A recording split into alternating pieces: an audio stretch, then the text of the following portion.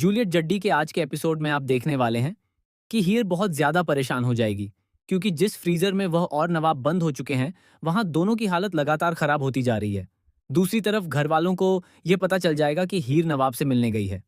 यही वजह होगी कि अर्जुन और बाकी लोग हीर पर बहुत गुस्सा हो जाएंगे और सवाल करेंगे कि आखिर उसने झूठ क्यों बोला। वहीं सिमरन किसी तरह इस बात को संभालने की कोशिश करेगी, लेकिन हालात उसके कंट्रोल से बाहर होते चले जाएंगे। किसी को यह नहीं पता होगा कि आखिर हीर और नवाब किस जगह पर फंसे हुए हैं। दूसरी ओर बुझो और कोयल भी वहां मौजूद नहीं होंगे। फ्रीजर के अंदर हीर और नवाब लगातार मदद के लिए चिल्लाते रहेंगे। हीर किसी तरह बाहर निकलने की कोशिश करेगी, लेकिन वह सफल नहीं हो पाएगी। इसी बीच उसकी तबीयत बिगड़ने लगेगी और वह गिर पड़ेगी। नवाब भी बेहोश होकर नीचे गिर जाएगा। इसके बाद हीर बहुत रोते हुए नवाब को होश में लाने की कोशिश करेगी। भावुक होकर वह अपने दिल की सारी बातें बता देगी।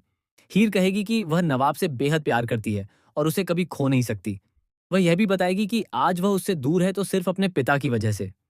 हालांकि नवाब बेहोशी की हालत में होगा और हीर की बातें ठीक से सुन नहीं पाएगा। लेकिन इसी दौरान फ्रीजर का दरवाजा खुल जाएगा और दोनों को बाहर निकाला जाएगा। बाहर आने के बाद हीर और नवाब की हालत बेहद खराब नजर आएगी। इसके बाद अर्जुन का गुस्सा फूट पड़ेगा।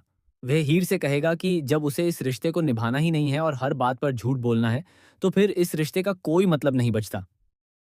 वहीं दूसरी तरफ सिमरन को एक बहुत बड़ा सच पता चल जाएगा।